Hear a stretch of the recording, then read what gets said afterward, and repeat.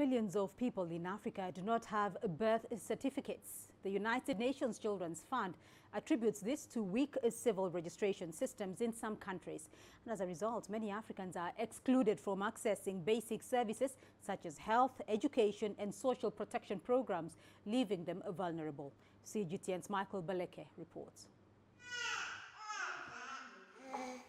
The latest addition to the African community. Thousands of children are born on the continent every day, but after delivery, most of them remain invisible as there is no record of their birth. Parents are still not up to that level where they know the relevance of birth registration. They are taking it as a casual process. That makes it a challenge.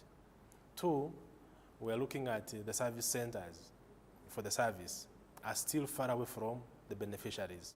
The cost of accessing the service is said to be prohibitive, especially for the low-income earners.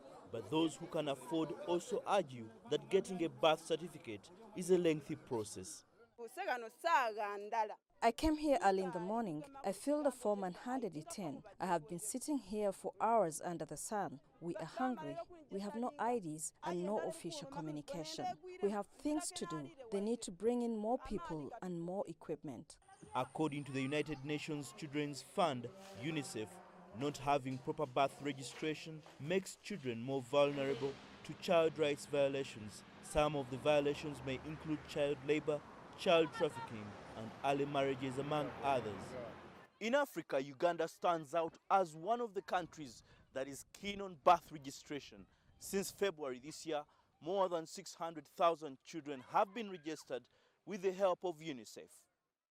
UNICEF believes innovation, new approaches to decentralization and digitization can increase overall registration coverage. What we are also doing now is that every birth that is registered is immediately linked to the parentage of the child, so that we know on record which child belongs to who, or who is the caretaker in case of children in orphanages and foster homes.